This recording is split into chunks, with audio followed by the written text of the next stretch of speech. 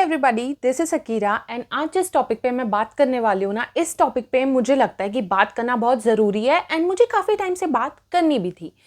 थोड़े दिन पहले क्या हुआ, मेरी ग्रैंड मदर से आर्ग्यूमेंट हो गई। बेसिकली मैंने उनको सिर्फ इतना बोला कि घर में कॉकरोचेस बहुत ज़्यादा हो गए हैं, तो ना फ्रिज का दरवाज़ा मेक श्योर कि आप जैसे ही काम हो जाए ना बंद कर दो, अदरवाइज़ ना वो तुरंत ही अंदर जाने लगते हैं, क्योंकि ना उनको ठंडा लगता है शायद, तो इसीलिए वो तुरंत जाने लगता है, ठीक है, फ्रिज के अंदर। तो मैंने बोला कि आप मेक श्योर क्या करो कि आप फटाफट गेट बंद कर दो। And she snapped at me, she got angry for no reason. और ना मतलब ठीक है अब ध्यान रखेंगे बोलने की बजाय she got very defensive and she was being unnecessarily mean to me, ठीक है। एंड मुझे लगा बुरा, okay, I started crying, having like a proper meltdown, you know. So जब मैं इतना ज़्यादा रोने लगी ना, मुझे ऐसा लगा कि मैं ट्रिगर्ड क्यों फील कर रही हूँ इतनी सी बात से। आई मीन इतनी सी तो नहीं थी, लेकिन मैं जब भी कोई इमोशन बहुत ज़्यादा फील करती हूँ ना, I try to trace it down कि ये क्यों मुझे फील हो रहा है, क्यों मैं ट्रिगर्ड फील कर रही हूँ।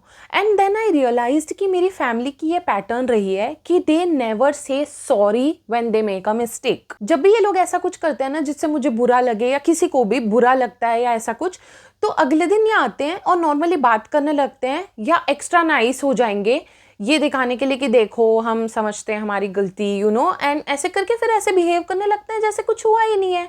तो मुझे ये चीज़ से बहुत ज़्यादा नफरत है। जब भी कोई सॉरी नहीं बोलता ना ब्रो, इससे ज़्यादा ट्रिगरिंग मेरे लिए कुछ हो ही नहीं सकता कि आपकी गलती है और आप मान नहीं रहे। और ना दूसरे बाहर वाले लोग जब ये चीज़ करते हैं ना मेरे साथ कि उनकी गलती है और उन्होंने नहीं मानी, ब्रो आई ब्लॉक देम, ठीक है। बट फैमिली के साथ तो आप ये नहीं कर सकते। तो मैंने ये नोटिस किया कि भाई इनकी यही पैटर्न है। मैं ना आपको मेरी फैमिली का पैटर्न बताती हूँ, ठीक है। मेरे पापा he is very emotionally unavailable. I don't think he understands emotions at all. He can not say thank you, he can not say sorry, बहुत ज़्यादा इशूज़ हैं उनमें, ठीक है। माई ग्रैंड मदर, शी तो uses guilty as her secret weapon, you know, she will make you feel guilty for something she did. आपको ऐसा लगने लगेगा कि मैंने गलती कर दी है क्या, मैं बोल दूं सॉरी। और मेरी मम्मी की तो भाई मेरे को बात ही नहीं करनी, वो तो नार्सिसिस्ट है, उनको तो लगता ही नहीं कभी उन्होंने कुछ भी गलत किया है।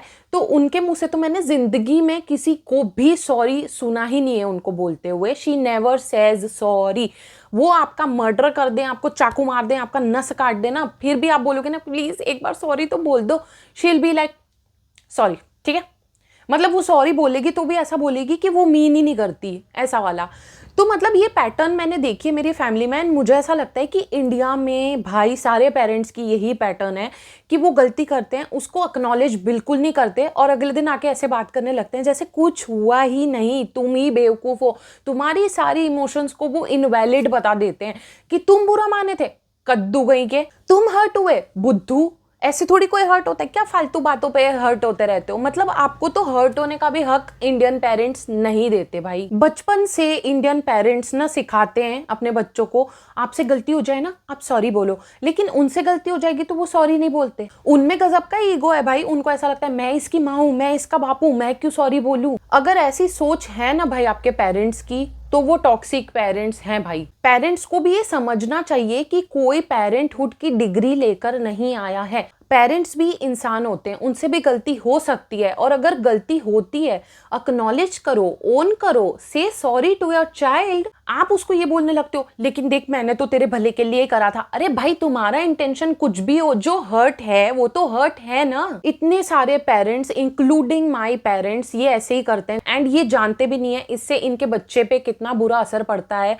यू नो, आपका बच्चा ऊपर ऊपर से आपसे प्यार करेगा लेकिन अंदर ही अंदर ना आपको हेट करेगा, वो आपकी रिस्पेक्ट नहीं करेगा, क्योंकि आप उसको वर्थलेस फील करवा रहे हो। आप उसको ये फील करवा रहे हो कि तेरे इमोशंस इनवैलिड हैं, तेरा हर्ट होना बनता ही नहीं है, तेरा हमसे सॉरी एक्सपेक्ट करना गलत है, हम कुछ गलत कर ही नहीं सकते। एक पेरेंट जब ये हरकत करता है ना भाई, बच्चा इतना ज्यादा इंसल्टेड और डिसरिस्पेक्टेड फील करता है, उनको ऐसा लगता है कि भाई इन्होंने मेरा हर्ट एक्नॉलेज ही नहीं किया, इन्होंने एक्नॉलेज ही नहीं किया कि मुझे बुरा लग रहा है, मेरा दिल दुख रहा है। इमेजिन ऐसे जो पेरेंट्स होते हैं ना, इनके बच्चों के साथ पता है क्या होता है, वो बच्चे जो होते हैं ना वो बड़े होके अपने इमोशंस किसी को बता ही नहीं पाते।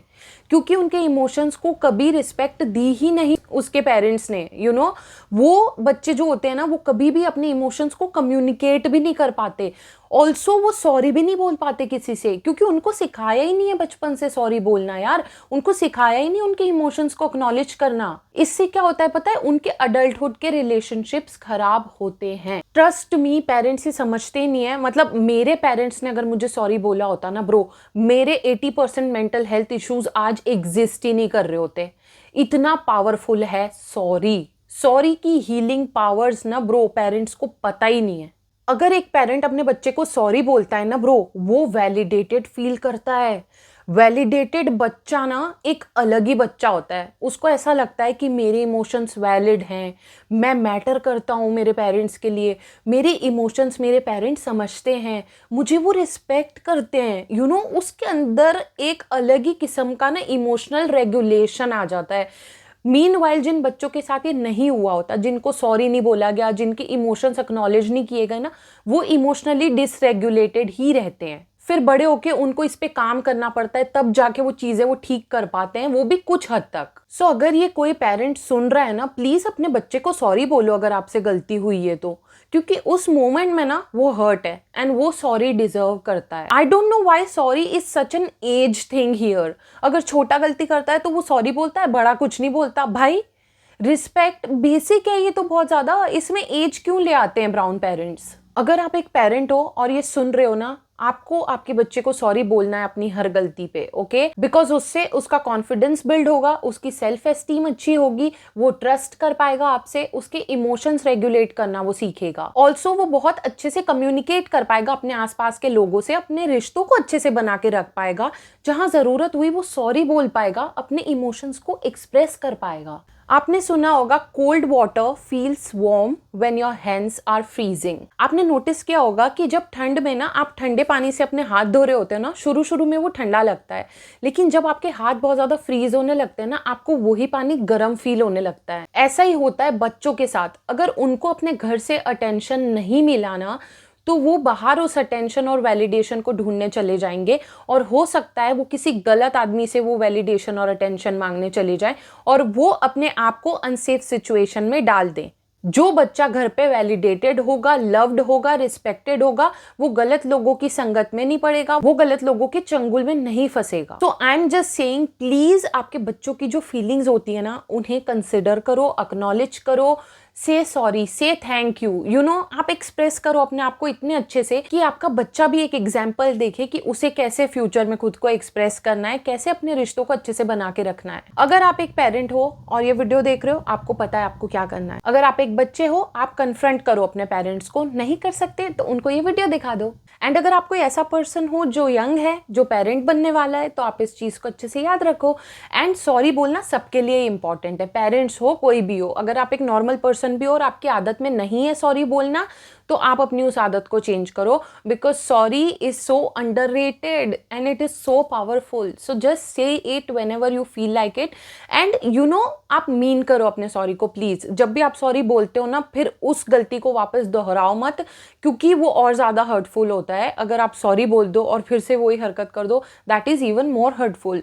So yeah, I mean, just take care of yourself, take care of your emotions and other people around you. And yeah, I think that's it. I'm sorry, मुझे ऐसा लगता है कहीं मैंने ज़्यादा ज्ञान तो नहीं दे दिया, but whatever, जो भी हो, मैं बोलना चाहती थी, इस बारे में बात करना चाहती थी, तो मैंने कर ली। I hope आपको अच्छा लगा होगा। I'll meet you in my next one. Bye.